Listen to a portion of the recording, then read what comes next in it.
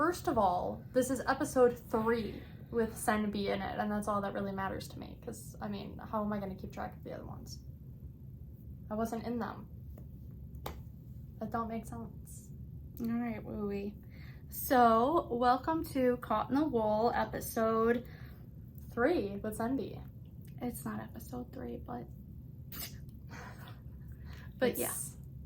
I mean, the podcast is different now that I'm in it, so it might as well be a fresh start. You know, I was doing all that twisted rib on my other sweater, and now I want to twist the rib on this one. This hat, that's not twisted rib. Why? I thought you hated the twisted rib. I hate twisted rib, but I had to tell myself to twist the rib so often that now that's all I want to do. And it's not because I like doing it. It's just because it's like I didn't ingrain it into my mind to twist the rib.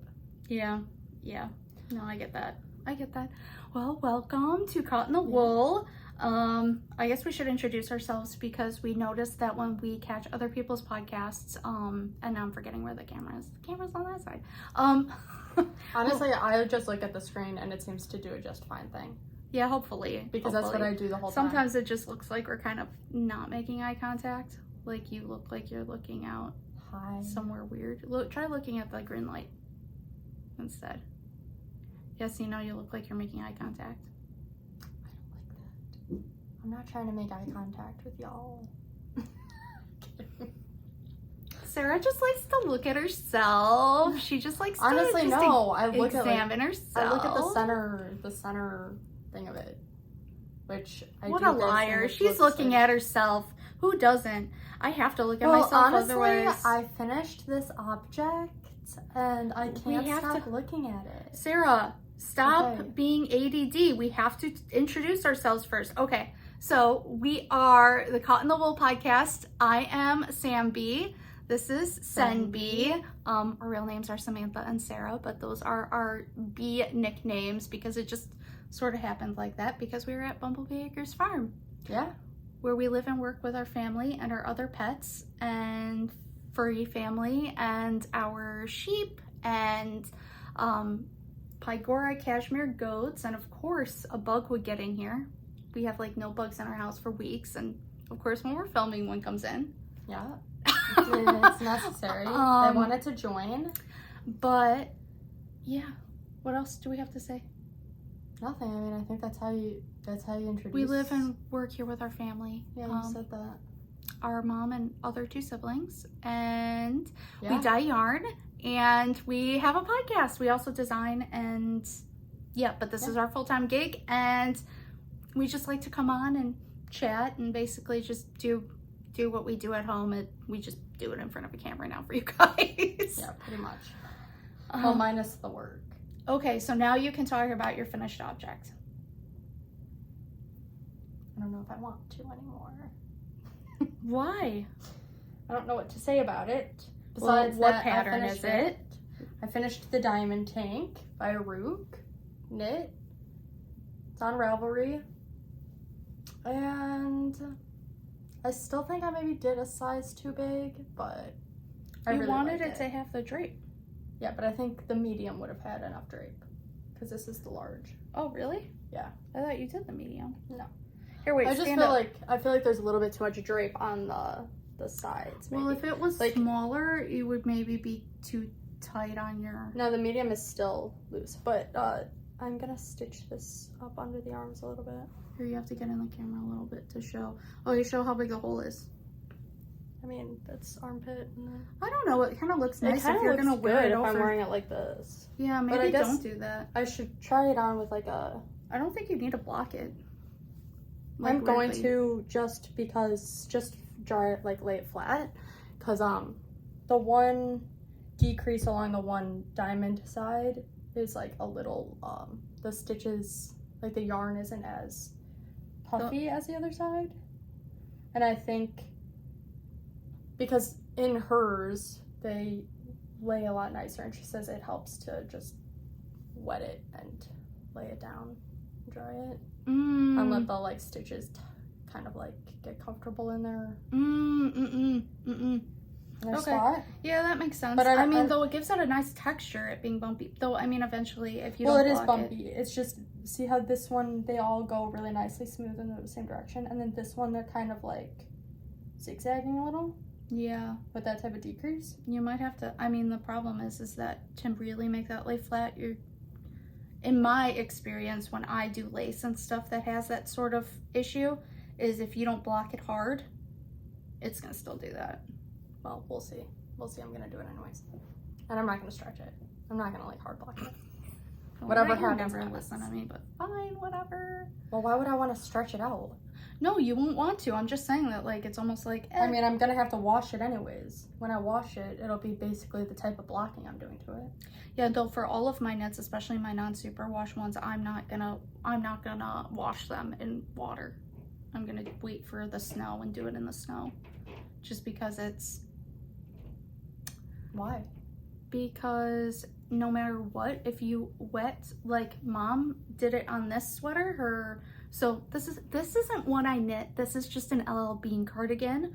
Senbi gifted them to all of us last Christmas. Well, I can't knit everyone a sweater, so you know. Yeah, no, and I just like to wear wool and sweaters, and sometimes it's just like I don't want to wear one that I handmade because obviously that's a lot more precious. Yeah. So yeah, so I have a gray one and a green one, and they're non-super wash. And Queen Bee, our mom, she washed and just laid hers flat to dry, and she says it's not fit right since it's just way too big now. I washed my gray one the same way she washed hers.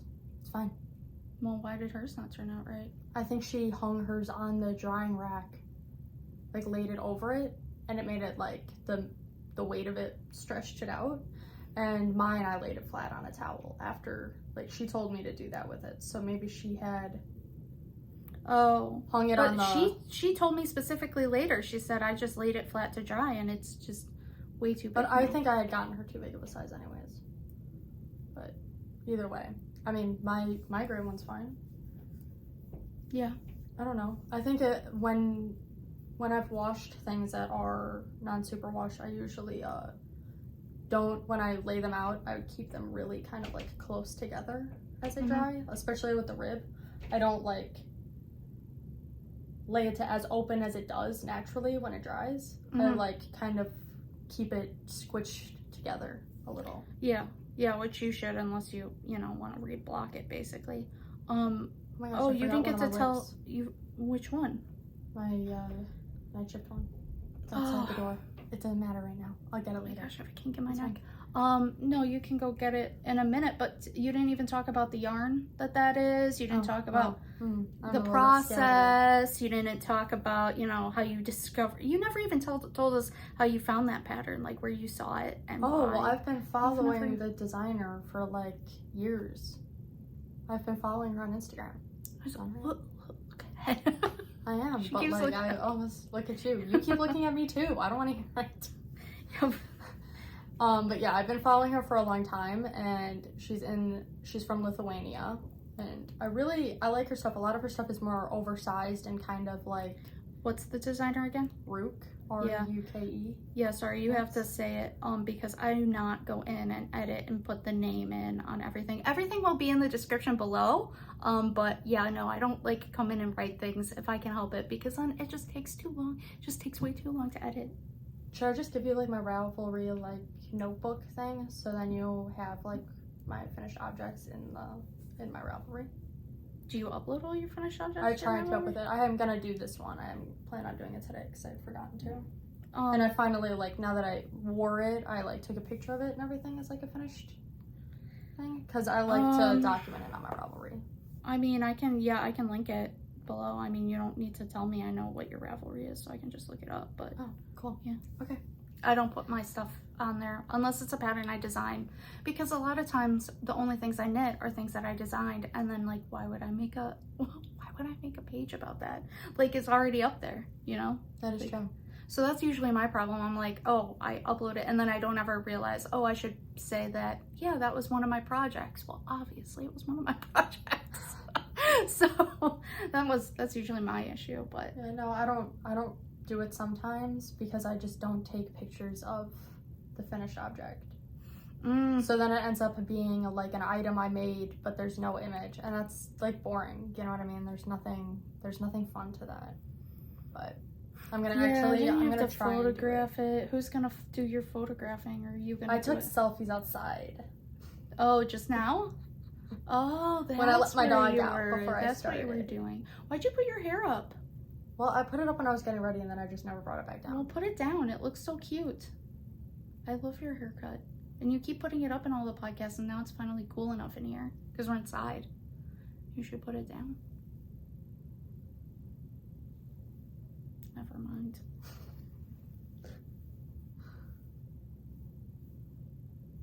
Oh, she does her model face when she fixes her hair. Yeah, look at how cute it is. I had to fix it. You can't just let it down and then not do anything with it. Like, what the heck? No, that's not what I'm saying. I'm saying the model face as you do it. Hold on, let me see the other side. Sometimes I just make that face. I don't know. That's my normal face. Sorry, I'm, you know. Okay, finally.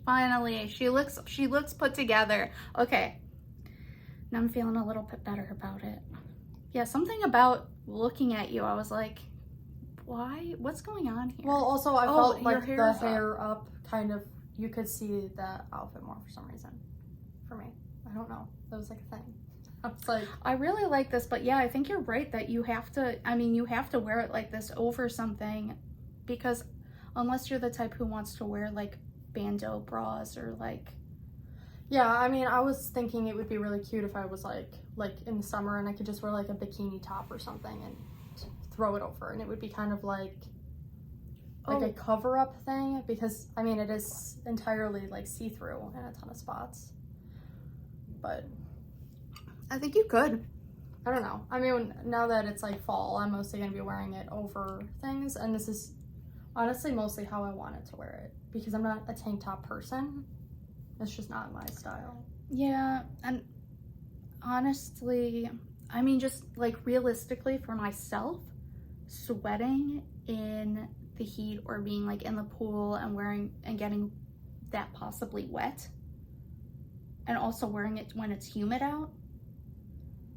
Yeah, because it's not like a cotton or anything blend. This is our Luxe Flock Sock. Yeah, we forgot our Rosewood colorway. And it was a little over 2 skeins, which was another reason why I feel like I did it too big of a size. But you hold the 2 strands together and done on a size 8, a US 8. Yeah, and honestly, the flock sock, are really nice, right? when you hold 2 strands together, it just makes a perfect worsted. It just does. It's like not even. I didn't think it doesn't even look like 2 separate strands or anything when you knit it. Yeah, it looks really nice. Almost twists together enough to make it just. It's just an 8-ply now, I guess. It looks really good. Our Luxe Flock Sock is actually from our own flock of sheep. Our floppy sheep. Well, we have Jambo, Jammy our is lamb. Floppy baby. Which episode is he in? Is he in the last one? Yeah. He's either in the last one or the one before. Jam's in it a little bit, but that's her bottle-fed baby from this year's lambs. And he has the floppiest, cutest ears. None of the others have. Honestly, I've never seen. He's weird too. Usually sheep don't really like their ears touched. They don't like their ears like pet or anything, but I like pet on his little ears and he likes that. And his ears are so long. They're so long and floppy. He's a little black sheep with a bit of white on him. Yeah, he's a Cormo ram. Yep, he's 100% Cormo, and we actually didn't know he's a twin. His mom liked his twin, but not him. Yeah, poor baby. Yeah. But I like him now. Now he's my baby. Yeah, and now he just stands at the fence all day because we moved him out. He used to live in the dye studio, and then when he got a little bit bigger, he moved down to the basement for a little bit, and then we moved him outside with the other sheep when he was finally big enough, and he doesn't like them. He, if anything, he thinks he might be a dog. He doesn't, because he was raised kind of around dogs. Yeah. He doesn't realize that he is a sheep. So he's not like blending in with the flock, which, I mean, they keep telling me I had him away from them for too long, but the sheep are all very big, and because he was a bottle baby, it took him a little longer to like catch up, and he was getting beat up really bad.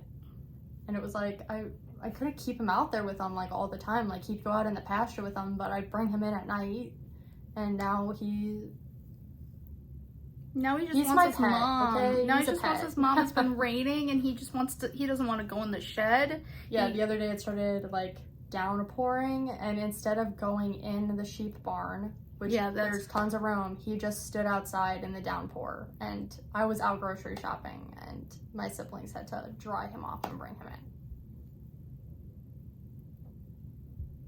That's a dog. That's literally a dog. That's not a... And he just has like the most tender eyes, though we have to fix him soon. We have to neuter him. Yeah, you already know, but we're not talking about that. But that's not fun. That's real farm talk. Yeah, because he's a bottle baby, you can't keep him intact, especially since he was such a loved on bottle baby, and he's so friendly now because he will be dangerous when he is big. So yeah, because he tries to like, you know, rub up on you and everything, and like he's already a little too friendly, but he doesn't do anything bad. Okay? No, he doesn't do anything bad, but I mean baby. When if he ends up being like 200 pounds. See, he's my wallpaper on my phone. Oh, show him. Then let me turn the brightness up. For some reason, it looks That's like my baby. It won't even focus on him. Look at him. Oh my gosh, he's so cute. Do you see his little floppy ears? He's so cute. He's got a little 4-leaf clover in his little mouth. Does he? Yeah. You can't really tell, but it was actually a 4-leaf clover, and I said, that's my good lucky baby. Yeah, we have 4-leaf clovers all over our farm. I love my sheep. We're very lucky. We're very lucky. Oh, speaking of the farm, but by the way, I do love this. I kind of like, I want to make one, but I also don't want to. Yeah, sorry. We're both ADHD, and we're unmedicated. Oh, we're hugging. We're hugging. What were you going to say about you wanted to just high five. We can high five about it too. Whatever. I don't know. We have different thoughts. I made a painting last night of our farm. Yeah, instead of sleeping. I don't know which way to go so the camera doesn't like try to focus on me. Okay, so it's not great, obviously, but I mean, it's something that I did, so I figured I'd show you guys. But yeah, that's our big red barn. And then we have one of those like burgundy maples. We have these two maples that if you were in real life, you would see our bunny barn over here.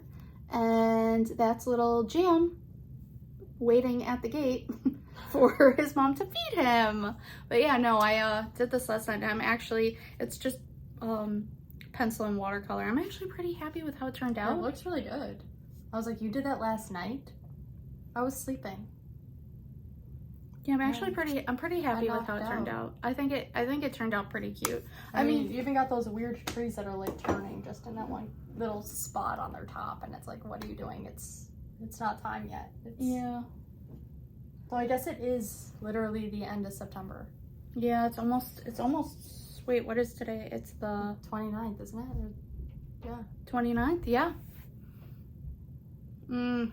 So what is it, Sunday? That is going to be the 1st. I think Monday's the 1st. Okay. Sunday or Monday. But yeah, so that's... The pool will be getting closed. I think I'm going to go in the pool this weekend, though. It's going to be so like cold. 83.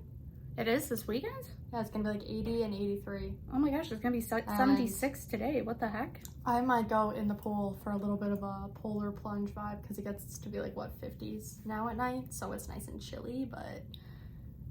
I mean, you can do your polar plunge if you want to, but I will not be doing that because last time and first time they talked me into it, I got legitimate hypothermia and almost died. You're sensitive. I am. I'm just fragile. I'm just you fragile. Can't do things. It's because I have diabetes, you guys. Okay. I get it. Type 1 diabetes. It's not type 2. It's just type 1. It's the messed up kind. It's the kind that you get when you're a little kid. So I've had it for a hot minute now. But I guess I'll talk about what you're working on, then I'll talk about what I've already talked on. about this a ton, so I'm not even doing it. I'm done yet. I'm working on this. I talked about it in the last episode. Isn't this color though so beautiful? Here, wait, show it up close. I've shown it a ton. Yeah, but I mean, people sometimes miss episodes and stuff. We get it. And I got my little baby bees notions, like little scaredy cat. There will be new baby bees notions coming. Yes. Okay, so real quick, we'll talk about Baby B. So Baby B is in nursing school, and she decided to get her CNA, which is Certified Nursing Assistant, if you're not in the USA. So that's like the people who do basically the grunt work, I guess, for, you know. Yeah, and it's kind of like your starting thing, what you do first before you go into full-on nursing school. They kind of like encourage you to do that so you can get a feeling, and you need the classes anyways for nursing school. So it's kind of like you might as well do it type of thing. Yes. So what happened with her is she got a job as a CNA at a hospital. It was just with 12-hour shifts, like twice a week, and then doing full-time school. She was just really overwhelmed, and we were like, Baby B, you don't need to do that. You can just work here. Make some notions. And we said, just make your notions again. So we will have holiday notions, because next Friday, so like 1 week from today, we're gonna have the Christmas yarn update. We're gonna do 2. A winter update, and that'll be after Rhinebeck, so that'll be beginning of November. But all the Christmas themed yarn will be next week. It's in the process of getting processed, basically. Processed. Isn't it done being dyed, or no? Is it done? Yeah, the only thing being worked on today, the last color, is Gingerbread House. No, Gingerbread Cottage. Oh, that's what it's She's called renaming it. Yeah, because it's dyed a different way. Yeah. I thought it was close enough. Yeah, the brown that we used in our gingerbread house last time is not available, or it's not the. They did a new formula thing, and then it's just, you know, you can't use it, so it doesn't do the same. The brown is now like a grayish green that has like a brown undertone thing, but it's not pretty. It's not a pretty color anymore. Yeah, so instead we are going to, well, Queen Bee just reworked it. She mixed her own brown, and now she's finishing it off with all the fun, pretty colors in it. Gumdrops and everything. Yeah, and she was like, well, I don't want to call it Gingerbread House because we have our Gingerbread House color, and this one's gonna be different. Why doesn't she do Gingerbread Farmhouse? It's not as cute as Cottage, I feel like. I mean, Farmhouse, yeah, but I mean, it's cute, but I don't know. That's fine. None of my business. I don't know. You don't like my suggestions, because my suggestion was like, because when she was stressing about it, I said, just call it something different. Call it like Gingerbread Cottage or something. And now you're like, Cottage isn't good enough. No, I mean, Cottage is fine. It's just like Farmhouse, because we have a farm, so it's kind of like. But we have Farmhouse Christmas, so I guess like maybe it would be confusing. I don't think we have a Cottage one this year. Yeah. But yeah. Why don't you talk about your finished object? Oh, I was going to just take turns, I figured.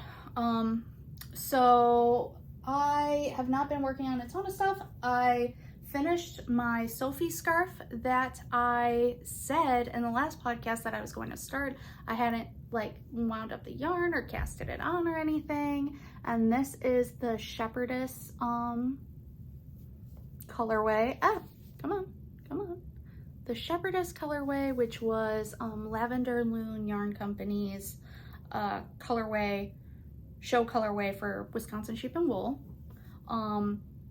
So I just made if you're familiar with the pattern, there's like a wraparound once version and a wraparound twice version. I just made the wraparound once version. It is a DK pattern. So I got the yarn in fingering weight and I held it double. And I was hoping that it would be more colorful if I held it double, but I feel like it really muted the colors out. I don't hate it. It's very subtle. Yeah, it kind of is something that goes with everything. Yeah. You know, no color is necessarily standing out. It almost looks like a marl. Isn't it like a speckled skein? Yes. So it's the wraparound once version. I think it's cute. I think it's very cute. But then afterwards, because I am me, and I have a problem with like being like, it's not exactly what I want. Same thing with those. It's not exactly what I want, so I have to change it. It's not exact. I mean, it's super cute right now. I think that it's great for what it is. And like, I would definitely make more of it. But the thing is that I also wanted a scarf that I can wear if it's not super cold out, because this is DK and it's pretty wide. I just feel like it looks nice and warm. But warm. You want something that's like a lightweight version. Yeah, I wanted a lightweight version. So I've been like fooling around with it, and then today I kind of like when people just tie their little scarves like this. So I'm just gonna do it like that because I'm a little bit warm right now. So I don't want to take off my comfort sweater. It's just my comfort right now. So I am doing a, can you tap that for me? Hello? Hello? Hello? Okay, that's good. That's good. So I am doing just a single strand stockinette version. Let's see. I just kind of want to show, I want to show the colors. Come on. Oh my gosh, cinematic is so annoying. But the colors are really sweet. I think that they're really cute. I am doing it like a stockinette type pattern instead of being, and like you can see that it's curling just a little bit, but it's not gonna be, I think it's gonna block out just fine. Once you pin it and block it, it won't curl up like that. But there's a few changes I wanted to make to this one. And then I was like, I'll just write a pattern and I'll just release it because it's different enough than at that point. I think the only thing that's similar. Because you want yours more like ruched, kind of like how silk does it. Like when you tie it up, it gets a little ruched or whatever. Is it ruched? I think it's ruched. Oh God, whatever. I don't even care. Okay, I don't know either. But yeah, no, I do want it like a little bit more. I want it to look a little bit more like a silk scarf, like a silk scarf. So I brought one.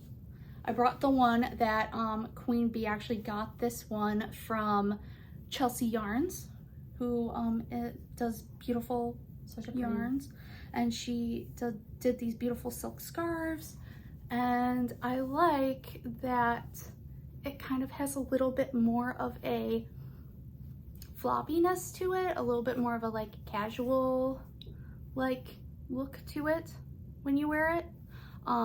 So I was hoping to make a knit one that's a little bit more of that casual type. Yeah. It's very French. Yeah, I want it to be very French, basically. You know how they like the like casual but like chic? Yes. Type of look. Yeah, and I wanted you to be able to wear it like year round. Yeah, a little more year round. I feel like I am doing the sample in this yarn, which is a merino. I think it's 75% merino and 25% nylon. I think I have the tag somewhere. But yeah, I think that if I did it in bubble sock, which is our 80-20, so it's 80% merino and 20% silk, I think that that would be really drapey and nice. And yeah, the only thing that I'm keeping the same from the original pattern is the I-cord edge. Yeah. But like the decreases are and increases are totally different, and the needle size is the same, just because I was like, well, I want it to be open, more open, and the pattern's done on a US 4. Okay. And I was like, I don't want to go down any smaller, and I don't want to go up any bigger. Wow, this looks nice on a US 4. I didn't think that type of I do kind of knit tight smaller though. Yarn would look so I mean, it's whatever is to gauge. It might be more of a 3 for some people, nice. Or cute, very cute. You know, depending on how tight or not. But yeah, I'm pretty excited about it. I hope it turns out how I want. Yeah, because you had to redo it a couple times.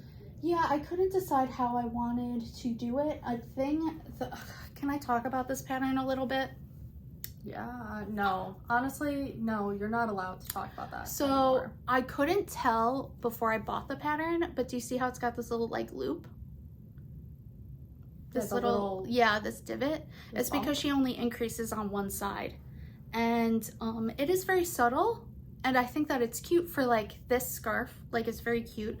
But for the one that I want to have that I can wear all the time, I don't want it to have that loop. Well, I don't want it makes sense that it has that one on the back of your neck because it would be warmer back there or yes. whatever. You know what I mean? It kind of gives it more stability to have the though if the you wire have spot. it, though if you're wearing it doubled, because there's a way to do it, you know, just wrapped around once and then there's an option to do it doubled, then it's in the front. But I guess if your tie is there, you're not gonna really see it. But I guess like one thing is for mine, I don't want it to have that. I want it to be like basically you don't have to worry about if it's right side up or right side down when you're wearing it. That makes sense. Another issue I was having is because it's completely like reversible otherwise, because it's garter, counting the stitches, I'm more of a, or I mean not the stitches, the rows, I'm more of a I was trying to put this together in my head. I'm more of a stitch reader than a row counter. Like, I can't be consistently like, luckily I found an app on my watch that I could just be like, yep, like I did it, but I kept forgetting to do it. And then because it's so reversible and everything, reading the rows was a little difficult for me on this.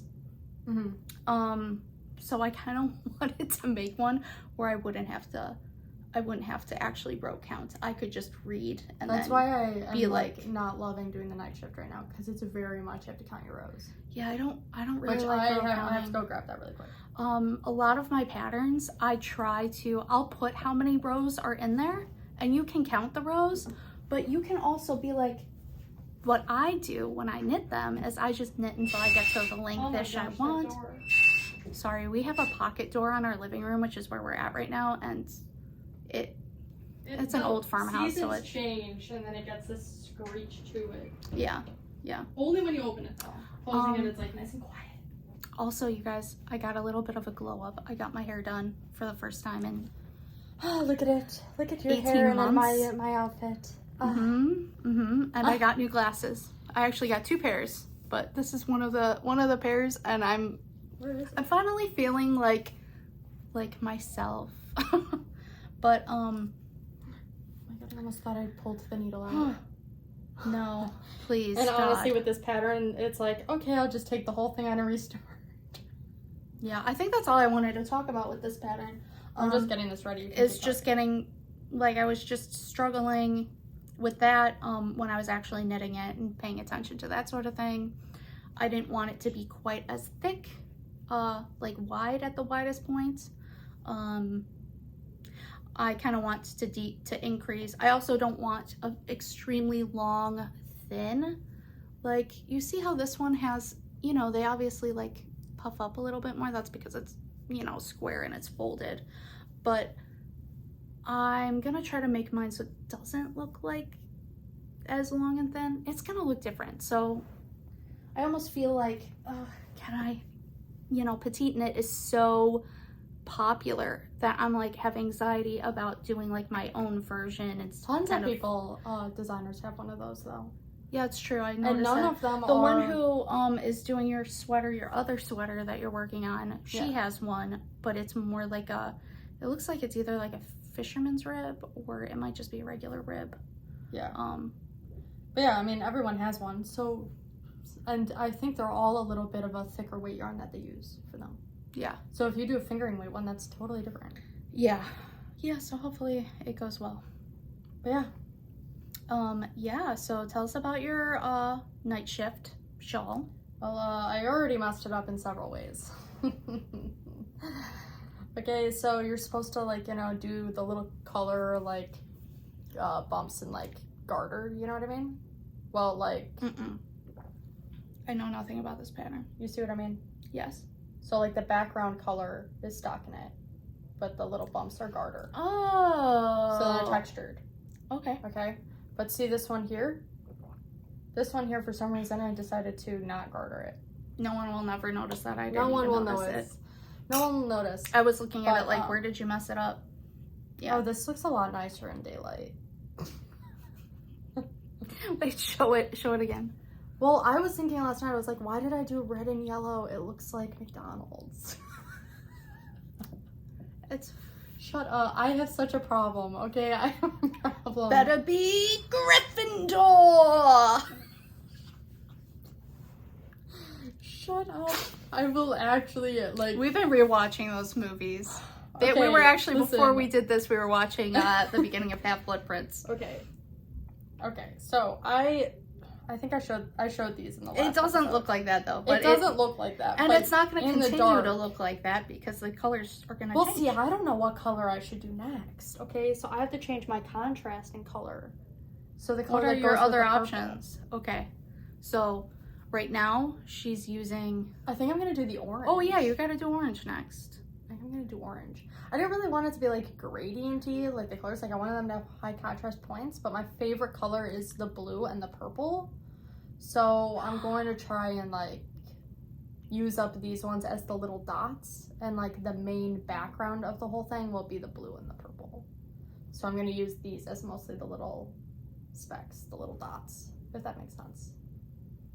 Yeah, when you wear it, you're going to want to place this near the center.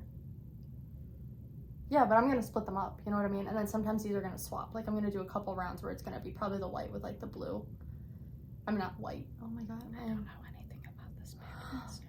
The pattern is hard. Okay. Okay, I was following it exactly. Okay, I was counting my rows. That is really hard for me. I don't like to do it. I was just trying to follow it exactly for the first section. Mm-hmm. So it would, you know what I mean? It would make sense. And then I would be like, okay, I kind of know what to do, and I can figure it out, and I can just use her, like, recipe thing that you put in the pattern.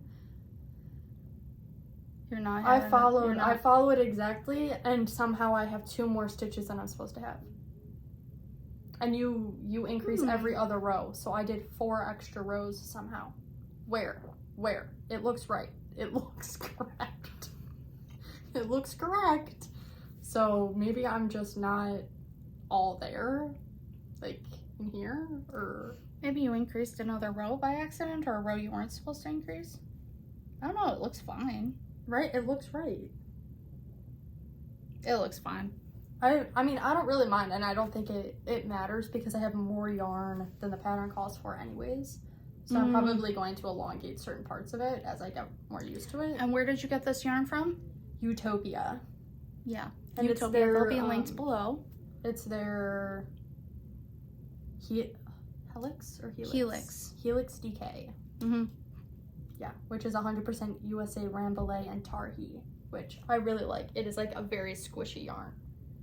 It's a very squishy yarn. But It's super soft. The pattern is harder than I thought. I'm not good at, like, slipping stitches and stuff like that.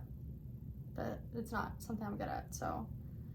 And you know, I should have known it was that.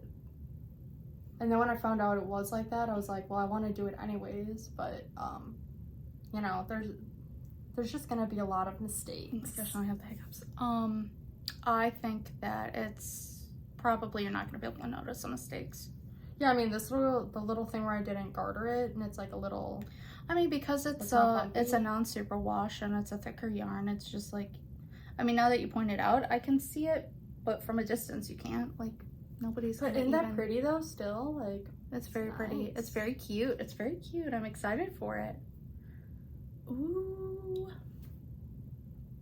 It's not a TV knit. I was hoping it would kind of be a relaxing knit, but instead I'm like sitting there and I'm like. Yeah, see, I thought the Sophie scarf was going to be a relaxing knit for me, but instead I'm like, every row, wait. What am I supposed to do? I had to rip back so many times because I went too far without increasing. Like, for mine, I'm just going to have you increase in the beginning, and then it's just going to be a straight shot until you're ready to start decreasing. Because and you know, somebody said, actually, it was one of our customers at Wisconsin Sheep and Wool. I'm not going to name names of anybody, because that's just weird, but she might know, she might remember, but they said that I have a lot of patterns where I was telling somebody, oh, it's like a really easy pattern because we have patterns in our booth that are our patterns, and I'm like, it's just an easy pattern, pretty much you can, like, you know, do whatever, there's not really a way to mess it up. And our friend, she was like, yeah, you have a lot of patterns like that. And I'm like, that's because that's what makes me happiest to knit. So I do a lot of stuff like that.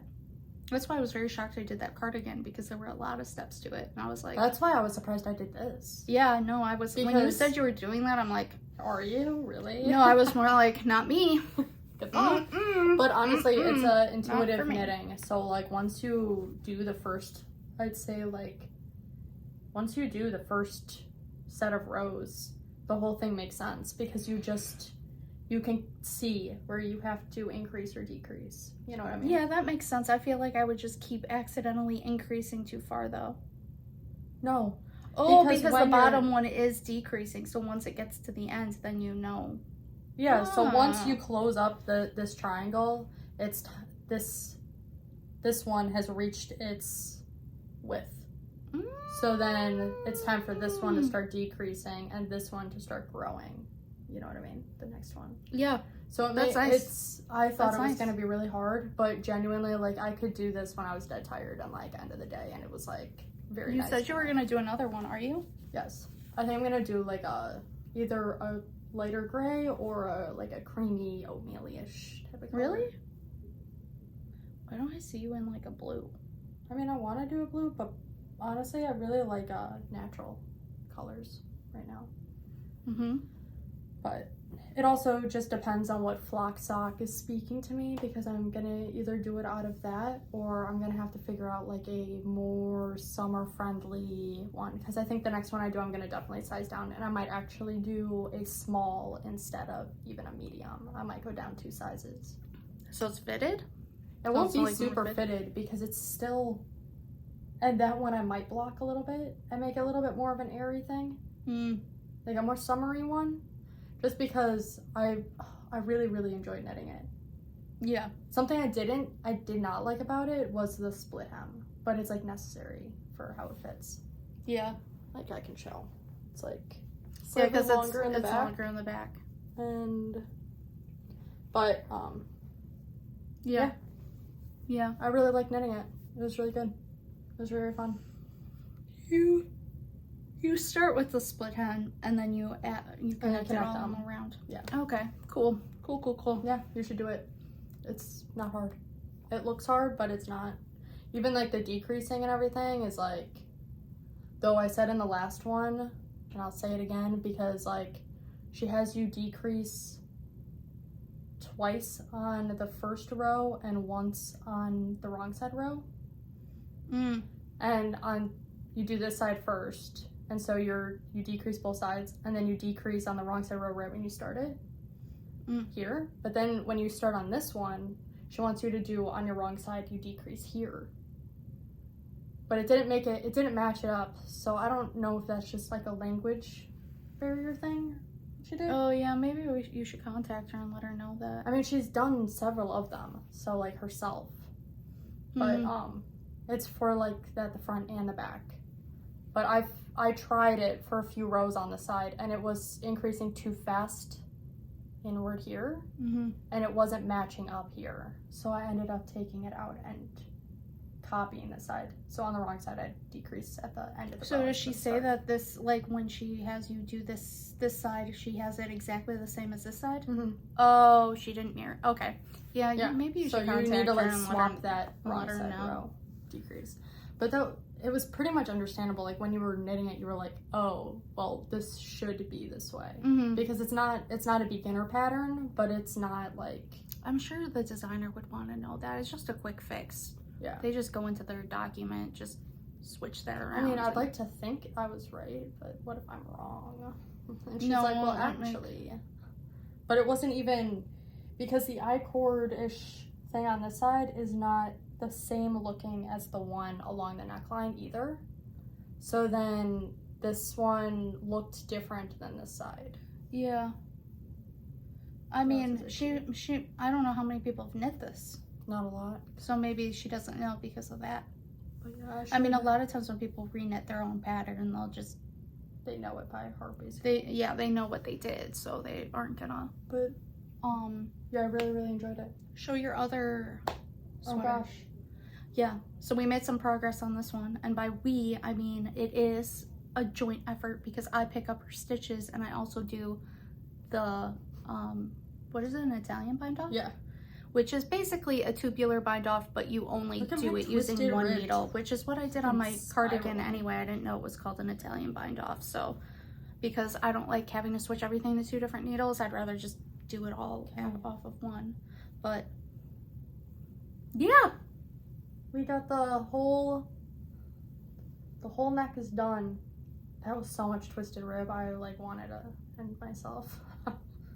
Yeah, like, it's time. Oh my gosh, it's so squashy and nice. I know, it's so squishy, and I'm so glad I did it as long as she said. Oh my gosh. Because I was like, I want that up by my face and like squashy. Here, wait, show it up close so they can maybe see the color. Oh, look at her. Look at her. It's still not, it's kind of blowing it out. It's like okay. a deep black, green, you can see it when blue. It's back here. It's superb. Can you please pick up my sleeve stitches so I can start working on it? Oh my gosh, can't you just do that part because they're so complicated? More reason for you to do it. So this is by my favorite things. I just sweater number 11. Mm-hmm. And the shoulders, well, you do like the back of the shoulder obviously first. You like short rows and everything. But because of that, it's like I don't know if you can even see it here. It's like slightly irregular, like shape. It was some kind of strange thing where we had to also pick up along this to do the front. A lot of her sweaters have that too. Like you pick up along this band here, and I really like how it looks. It's so instead of seaming it, I guess like it gives it nice structure though. It feels like nice and strong up there. Yeah. Is this like an I-cord? Was there any slipping in this? No. Oh. You're just doing all of your increasing along the back. Yeah, so it does give it good structure, but it then is a weird and like kind of curved. It's kind of like weirdly curved, almost like a waterfall. If you can, like, see it. Yeah, there you go. If you look at pictures of the pattern, and I will link it below, you can see that there's this weird. And the yarn is okay. So if I had done a paler color, I feel like it wouldn't be so hard because you have to pick up like. Every 2 stitches you pick up, you like skip 2 or something like that. Like when I pick up stitches, I just pick up evenly. Like I just pick them up.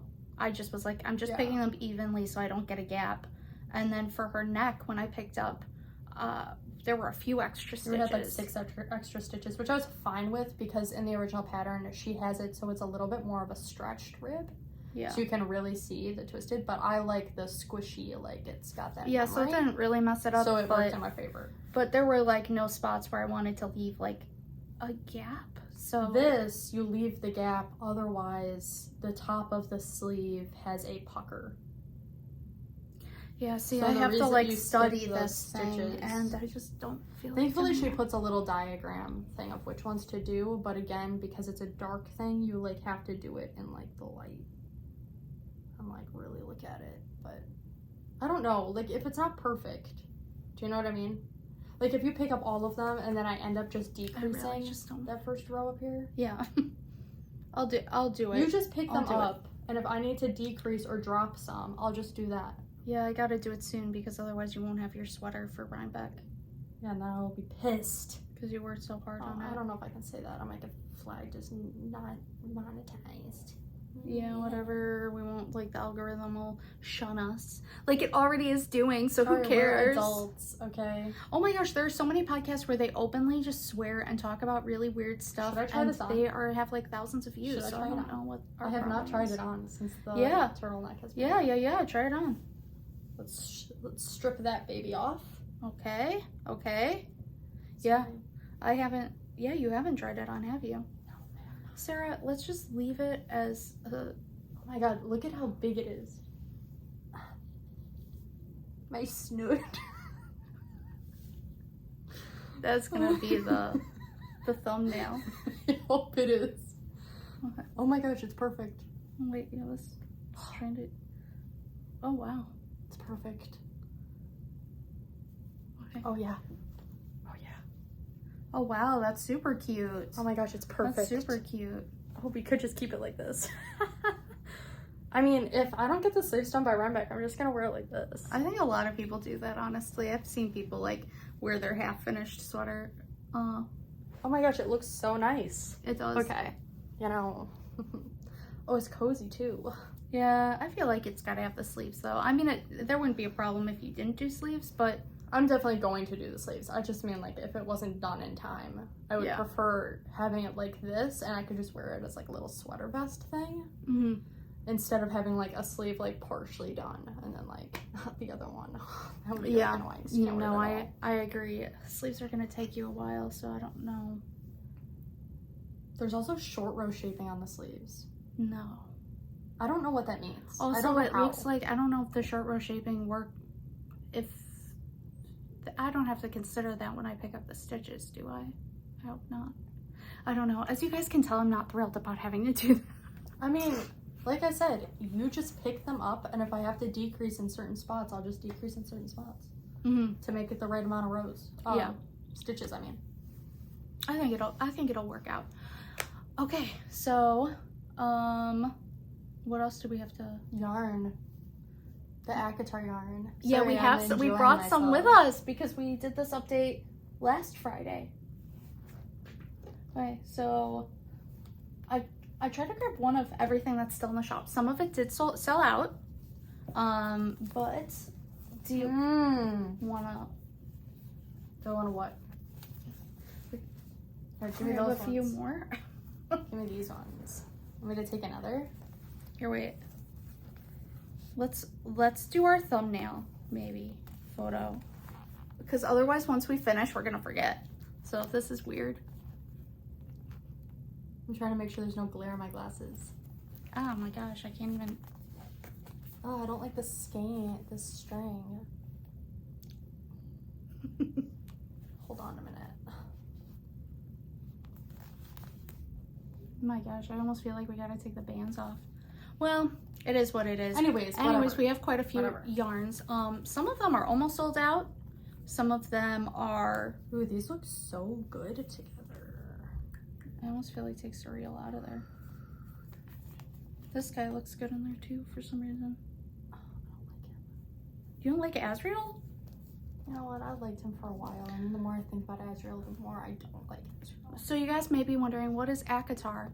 What is ACOTAR yarn? What is that word? If you do not already know, A Court of Thorns and Roses is one of the most popular high fantasy romances for young adults, arguably adults. I would not want my 12-year-olds to read that if I ever had a 12-year-old. I'd say it's 16 and up. There are steamy scenes, and I don't know, like, I mean, I guess 16-year-olds can read about that and whatever. I mean, what's the difference between, like, I mean, it's on TV everywhere, like, you know what I mean, like, and honestly, there's something about writing it in detail. Her writing is not that graphic, so we'll just leave it there. There are times I'm disturbed. The last one is graphic, the Nesta's. Yeah, A Court of Silver Flames. This girl, yeah, and this guy, dirty. Anyways, they are about fairies that don't have wings until the second book, and then you get some wings, but they're not fairy wings. So I don't know why they're fairies. Bat wings. Like they should just be. I think she bases it more off of like the medieval type of otherworld fae genre, where they didn't have wings and they were more like people. Because like if you ever I only really care about fairies with wings. Otherwise they're just magical beings. That's way more fun. But they have such pretty wings when they have wings. They're just so yeah, in medieval literature they don't. Yeah, I know. They don't. And it was more like a really weird world that you would just kind of fall into, and things would just be kind of different, and there'd be weird challenges and stuff, and I don't know. It's morphed and it's different in different areas, but I'll keep these all. Thank you for bringing them inside for me. They're all different weights though. I don't care. I'm going to use them all for different things. But yes, so we have this is our second release of these colors. Some new ones. Some we didn't bring back because the last time we released it, it was a spring update. So we had some more spring court vibes, and this time is obviously autumn. So we have some more autumn court vibes. And we have autumn court, which is super, super beautiful. I have to cover my face. I can't know I exist. I'm just gonna hold it back here and I think it's fine. Autumn cord is super, super beautiful. And of course there is, the last video on our channel is a preview video of all of these up close. So if you want to see them up close, you can see it there. You can see that. Okay, yeah, we're just gonna go through all of them. Another autumny one, but that one's brand new. This one is from last time. This is Lucian? Yeah. Or is it Lucian? I don't know. I feel like you can say that name either way. But, yeah. And this is just so good. Sorry, I didn't mean to interrupt. It's like a fox. It is. And he's the Lord of Foxes. So, I saw a review. Hannah Lou Designs, who makes our bags and is my best friend and is actually coming over today to drop off the winter Christmas bags. Yeah, in a few minutes actually. So we're kind of like we're cutting it close. We're cutting it close but with our filming. But yeah, she sent me this funny review off of Goodreads, who was like just reviewing the book, and it's just so funny. And one of the things they say is Lucian, who is the nicest guy and the only character I care about. I feel like he's really annoying and I don't like him that much. In the first book I like him. His character changes. Oh my gosh, he looks just like Tamlin. Okay, the Tamlin and Lucian in the first book are very likable. Like I love them. I mean, okay, Tamlin near the end does some things where I'm a little bit like smack that boy around type of vibe. Which thing? Well, don't give away spoilers. I can't give away spoilers, but I'll tell you later. I mean, I can maybe, I'll divulge how I feel. But a lot of people feel that way about him because of a couple things he does. But what he does in the second book, I don't think is as bad as what he does in the first book. Yeah, in the first book, because he's a love interest. I mean, if you're going to read this series, there's no point in hiding it from you because it's the progression of things. He's the love interest in the first book, not in the rest of the series. In the rest of the series, it is Rhysand, who sold out, so we don't have him here with us today. Yeah, I gotta dye some more of him. But, yeah, Tamlin, I feel like the author just did him dirty. Like, she just totally, then they totally gaslight him and make him go crazy. And then they are like, see, told you were crazy. See, you are a bad guy. And it's like, you literally pushed all of his buttons. This guy also had trauma. And then it's like, oh, you did this to Feyre and she has trauma. And it's like, he also has trauma. And you just like push those. I mean, neither of them should be in a relationship. And I do think that he did some bad things in the second book. But I also don't think that it really flows with his first book character development. Yeah, no, it was totally the books are very fun to read and her story is very like fun and like likable. The world building's pretty cool. Like there's cool characters, there's cool creatures, like the dialogue isn't bad. Is it like it's missing some things? Like there's very clear like plot holes and like where characters' storylines aren't. Is it like Lord of the Rings? There's not a lot of depth to the characters. Is it like Game of Thrones? There's a lot of, oh, this character is so powerful, but like you never see anything happen. Any power from them. Cough, Nesta, cough. I don't even feel like that's like a giveaway. Like seriously, they just talk about you can feel the power radiating off of her, and then like you never see her use it, and it's just kind of like the time she does use it, it's the most anticlimactic I've ever seen, and I was so irritated. But because you like them and you want to see what happens. And they talk about how powerful Rhysand is, but then you don't see him do anything really at all. So I don't know. The most powerful one, in my opinion, is Feyre, probably. Yeah, because she has so much cool stuff that she does. Sorry, not to give it away. The first book is basically like backstory. I don't know. It's like I don't know. Okay, whatever. ACOTAR spoilers. ACOTAR spoilers ahead. Okay. Yeah, whatever. Anyways, yeah. So then I'm just gonna show these. So this is Feyre, which I love, and she's almost sold out. One. Yeah, it's really beautiful. And we are actually going to be doing like specifically for like these two are which gonna is be Nesta and Feyre, who are sisters in the series. So that's why their colors are kind of the same, because they supposedly look very similar, but yeah. Nesta and her have like a bit of a different vibe, you know? So because color work is such like a thing, and you obviously can't really do color work with the rest of the collection, what I asked her, Sen Bee and Queen Bee, who are the main dyers, what they should do is we should just do a pre-order on just some basic you know, fan favorite yarn bases that we carry, and turn these into tonals.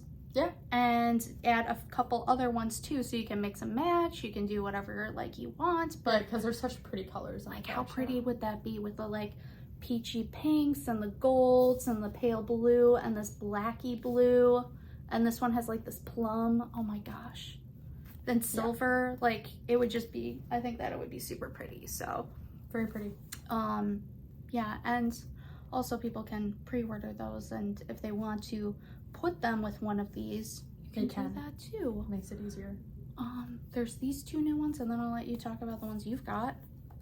This is the Weaver's Cottage, and the Weaver's Cottage, I am obsessed with this one, you guys. I really like it. I don't know, it seems like it's not like it's kind of Halloween-y in a lot of ways. But it's such a spooky scene. Like that is a fun thing in the book. Like there are a lot of cool like creatures and like places that they go, and like her description of the places and people are really cool.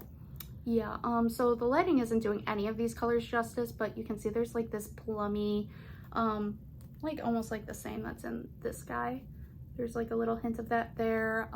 There's tealy blue greens, blacky brown, and all over gold. Yeah. So what was your inspo for this?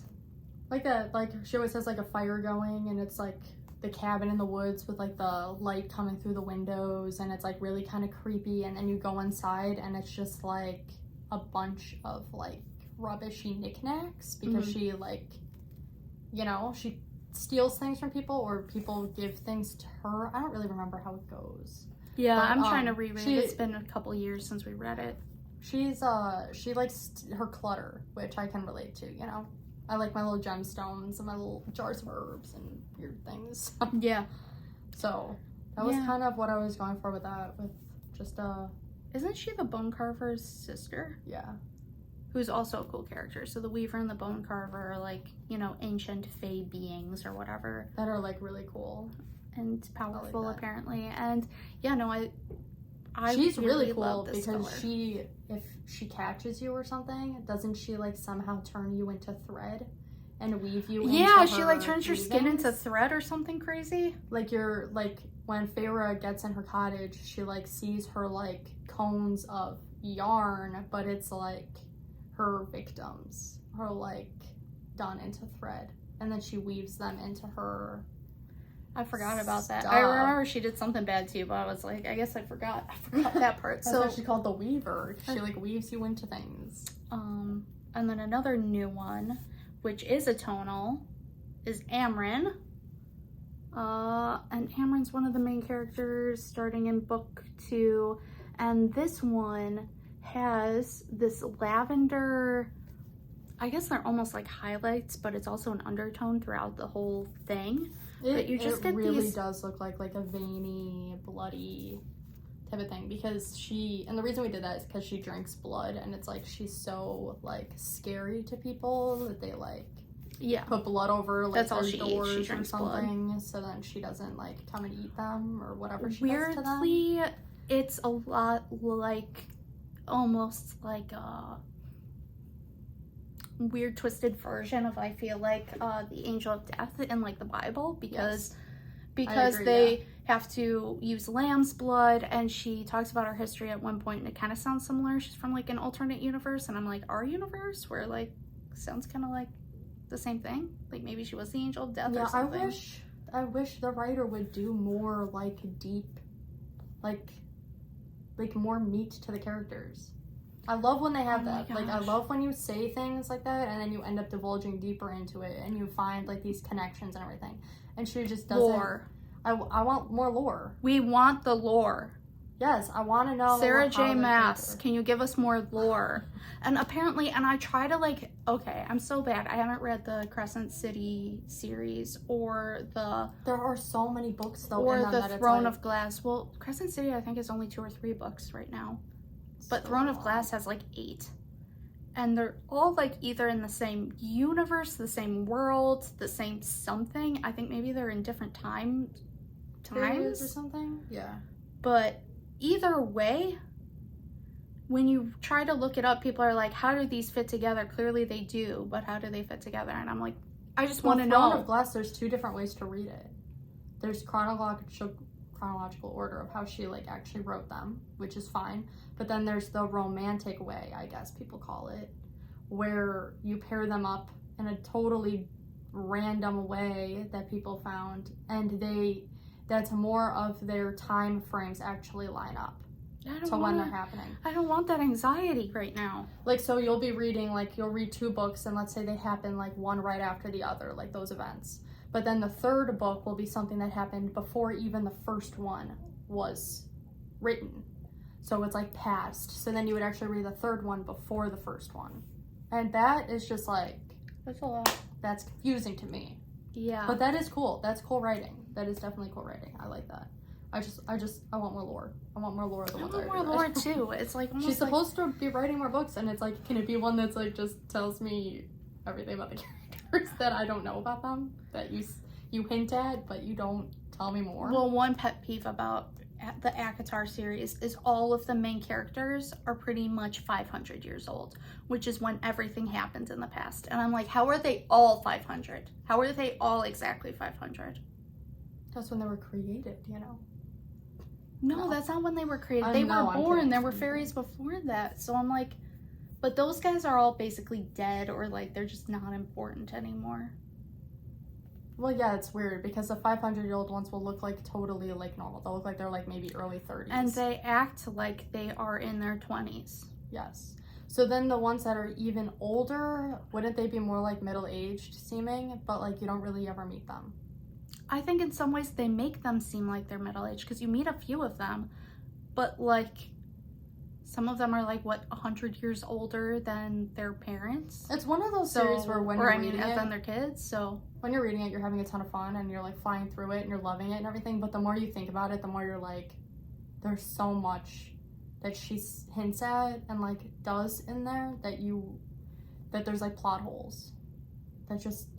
Yeah, like it's supposed to be olden-y times, but then like so-and-so has paperwork on their desk. And it's like, hey, are we in medieval times? Are we in like Renaissance times? Are we in the 1800s? I mean, I understand it's like fantasy, but there's also no like, do they have paper mills? Like, what is happening? Like, has there been an industrial revolution here or no? Like, I feel like in some ways, like when you're world building, you gotta answer some of those questions. Like that's why Harry Potter's so good. And like, there's a few. As far as that, I mean, Harry Potter's not perfect at all. And we're not huge Harry Potter fans either. We're not huge Harry Potter fans of the, you know, ever since J.K. Rowling, you know, all her drama. But, and all of that crap. But the thing is that she does answer a lot of questions. I feel like there's like a reason behind a reason, and it almost all checks out always. Anyways, you want to do your color? Sorry, I had a little extra coffee and then I went crazy. The Suriel, another favorite character from the first book and onward. Yeah, just such a good character. And is it a he? Is it a she? Is it a it? Is it a they? Is it a they them? I think technically in the book it's genderless. Yeah, it's like a they because them. It's just which a I appreciate creature. Because that's pretty cool. Because it's like a humanoid creature. I love it. I love it so much. I think that color is so cool. Yeah, I think it was created, and that's why it was like not. It doesn't have a gender because it doesn't procreate. It just. Yeah, it's just like a thing. It's just a thing that's there, but it's really such a pretty color. It's got those reds in it that are like the same. Oh my gosh! And then it did the tracking lock. Don't do tracking lock. Come on, be a nice phone. There we go. It's just nice. So pretty. It's got those same Amarin reds. I know they like pair so nicely together, and we did that on purpose. I love it. I love that red so much. It's like, I would do one of the tank tops out of that. Facts.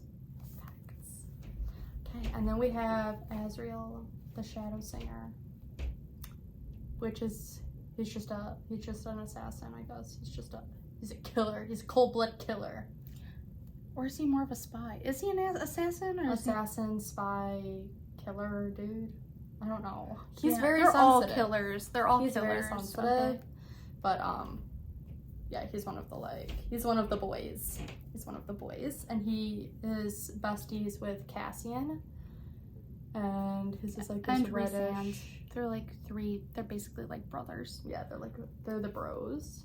And they don't really go together, but who cares? Their characters don't really they're not very similar. Necessarily. They're very different personalities. And then we have Illyrian Baby, which is, I love the name of it because it's like what they call when they're mocking them. Like, yeah. Oh, you're such a like baby. favorite teases because that's what they are. That's what the bat people are. Yeah, they're Illyrians. I actually really do like ACOTAR. I do really love all of it. I just want more of it. Okay, that's the problem. I want more questions of it. answered. I want more. Because it's so cool that I want more, but it's okay. Like maybe one day we can get her on like whatever one of those things where they answer the questions of like their like fans. A panel or something. Yes, I want to get there, and I'm gonna grill her for it. I need to know. I just need to know. But does she know?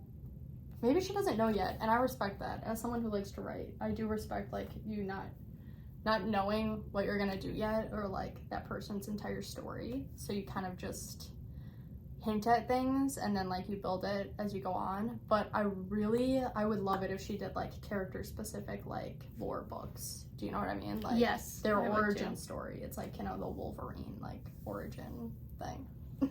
Yeah, though sometimes you get like a background on some of her characters and it's so boring. It's like, okay, so basically nothing happens and then everything happens and then nothing happens for 500 years or something crazy. Yeah, they had a really slow thing for 500 years, but she explains why that was the thing. It's just such a hard thing to conceptualize in your mind if you are That's such a long time. Is it 500 or is it 300? Peach just climbed into her basket and she just hit her head. No, she's just like, I'm done with everything. What a bad dog. She was staring at me for a while and then she's like, ugh. I like how I just kept this on. It's very cozy. Well, I did it with this because I just felt like it made the outfit. It's very cozy. I want the sleeves. Work. What's that song? Is that by Britney Spears? Which one?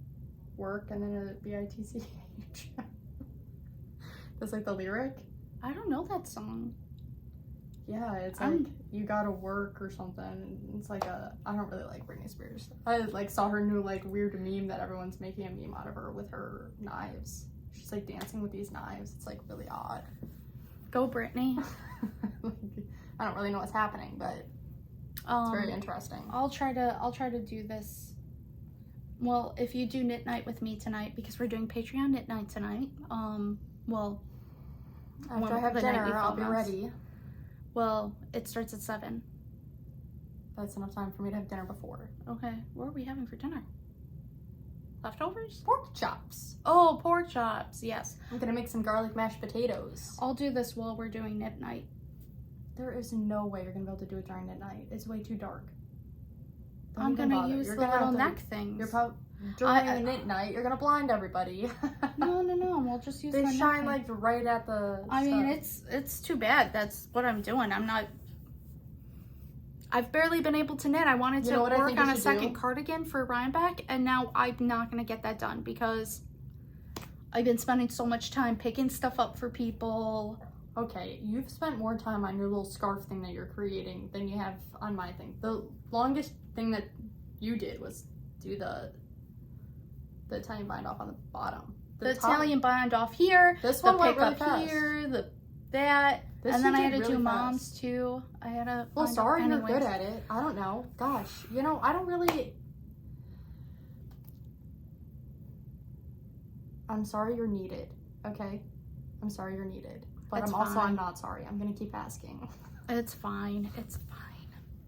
Anyways, yeah. So, other than that, do we have anything else we wanted to chat about? Well, we're getting ready for Rhinebeck. It's seriously no sleep till Rhinebeck right now. I don't think there's enough time for us to dye all the stuff we have to dye. Well, now Mom is talking about, oh yeah, I did want to talk about, a lot of people asked if we will be bringing our ACOTAR collection or the, you know, it'll be the same thing with the Christmas yarns that we're releasing, if they will be going to Rhinebeck. And yes, they will. What hasn't sold up until Rhinebeck will join us at Rhinebeck. But we will not be restocking colors or whatever. So it's, you know, always first come, first serve with those. Usually if I put on a listing that it's online only, that means that we don't have an intention of bringing it as a full collection to a show. But like, that's always up for debate. But yeah, also it's always good to keep in mind that you may not want to always wait until the show for a color, because each batch we do might be a little different. Yeah. Just because that's the nature. That's just how dye lots work. Mm-hmm. That's just. And since we dye such small quantities at a time, it's like they can't be that consistent. Yeah. So definitely, like, don't wait. Also, don't buy less than you think you're gonna need, because I have been getting so many emails of people being like, hey, I needed. Well, one person recently, if you watch the podcast, person who I'm going to use as an example, I'm not angry at you. It's just a good example. So this customer bought one skein of pumpkin patch on Sasquatch Erin. It was online only. We brought the few that we had left of our autumn Halloween collection to Wisconsin Sheep and Wool, and there's only like a handful of skeins left that are still in the trailer and are going to go to Rhinebeck. But she bought one skein of the Sasquatch Erin, and she sent me an email a few days ago saying she needs a second skein. And we had a second skein for the longest time in the shop. It was in the shop for, pumpkin patch went up with the autumn update, so it was up for like a month in the shop. And then she says that she needs another one. I think it sold. So yeah, it did sell. I sold it at and we don't Wisconsin. do custom orders on one single skeins. And since the batch is different, it's just always it's not gonna match. A good idea to buy two. Just always just buy round up your yardage, please, because otherwise. Well, it's like this. I mean, I thought I would get it done with the 2 skeins. Mm-hmm. And like, thank God I had taken the 3rd skein just in case, because you dipped into the 3rd for literally only the one, like the left side of the front one, the very last piece. Yeah, I needed that, just that one a little bit, and I was like, oh my gosh, for real, like. Yeah, no, it's. And I thought I had enough yards for sure that I wouldn't go into the other one. It's better to have more yarn than less, and then not be able to get it. So, just a word of caution: just always buy what you need at a show.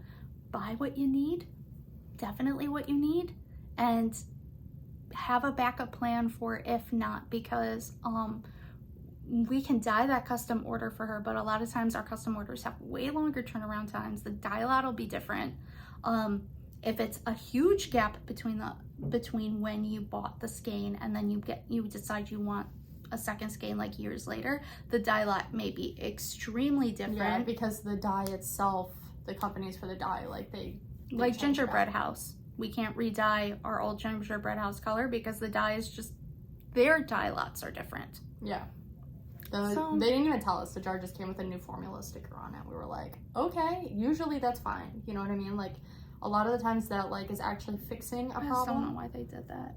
But it's like literally supposed to be a brown, and it's not brown anymore. So I don't know how they can even say it's brown. It's weird. I don't know. But it is okay. I think that pretty much happens for all small dyers when it comes to shopping with them. Because it's just like... Yeah, it's not even just us. You can't You can't be that consistent with it because it's not a commercial product. It's like art whenever you do it. Even tonals are. When I'm like shopping the tonals for this things, are going to be totally different. Yeah, this color will be just different. Whenever I'm shopping for yarn, I like this skein that I did this out of. I knew I was only going to want one skein. I knew I was not going to do a big project out of it, and that's fine. When Sarah bought the yarn for this sweater, she knew she wanted to make a sweater. She didn't know which sweater, so she just bought all of it. I bought all of it. Yeah, and now I'm going to have, I think, a ball, maybe 2, well, 1.5 or something left. Yeah. Skeins. But it's just, I knew I didn't know if I wanted to do a long cardigan or if I wanted to do a turtleneck. So it was like just get it because it's never gonna match having her do. Yeah, no, because it's hand spun. Oh, and this yarn I will link below. Well, say below, but she's only at shows. She doesn't sell online, but it's Maple Row. Yeah, Maple Row. Stock and wool, and they're at like Maryland, Wisconsin, Rhinebeck, a couple others, Michigan. Yeah, she does a nice job. But yeah, so yeah, word to the wise, just always buy enough. When you look at a color, decide then and there, am I making a sweater out of this? Am I making garment? Am I making a scarf? Is it the type of color I want to have a small accessory, a larger accessory? Next podcast, we should talk about the certain like types of wool for certain things, like certain garments, and then colorways that are good for other garments. Yeah, I've been meaning to do that. So yeah, let's do that. Our next one. Yeah, that way it kind of maybe will give people also a better idea of when to buy more and when to buy less, because when you're at shows or even you're shopping like one of our updates and it's like crazy hectic and you don't know what to do, it kind of helps to know what colorways are good for certain things. Like if you're gonna get like, let's say a color like this, like you can do like a pair of socks out of this, but you also, there's a good chance you might end up wanting to do something larger with it because it's something that pairs with other things. You can do a sweater. Yeah, there's also something like this, you're probably not really going to want to do a sweater out of something with this much variegation, but there are tips and tricks for making this into a really nice garment. One would be to hold the strands together on itself and allow it to really marl. Holding a completely different yarn with it, if you held these two together, you wouldn't get extreme pooling anymore. You would just get shots of that white almost against a more red and blacky moody backdrop. Well, I think we should definitely do that so then people can have a little bit more of an idea, like, because a lot of times when you're yarn shopping you don't always have a project in mind. Like holding these two together would make something super cool, like holding a speckle with a variegated. We Queen Bee did a gathering shawl. She did a massive gathering shawl where she used a sweater's quantity. No, she used like 8. Really? Wow.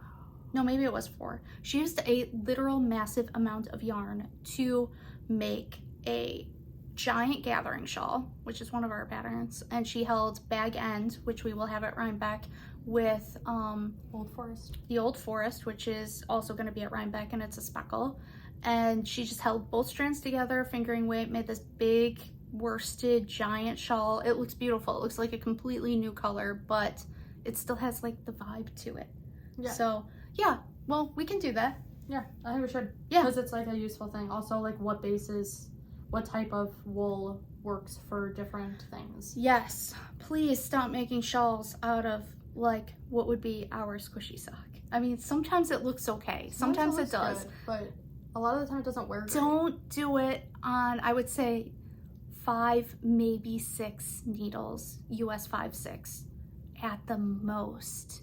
Anything that uses bigger, oh, I don't know. I mean, you can. It's up to everybody's preference. I mean, it's not going to ruin it. It's just like if you want your item to have a certain look. I think we need to bring out the examples so that people can see like what happens when you use certain things for certain things. Yeah, how to pair your yarn, like base and color for projects. Mm-hmm. Yeah, we can do that. Yeah. Because it's been a lot of trial and error and stuff that we've learned, and trying to stretch yarn and make it last is something that you learn when you are a hand spinner, because that's like how we started. And then it was like, how do you make, it's like I only have 200 yards of this, so how do I make anything out of it? You just go up to really big needles. Yes. Or you hold it with something else.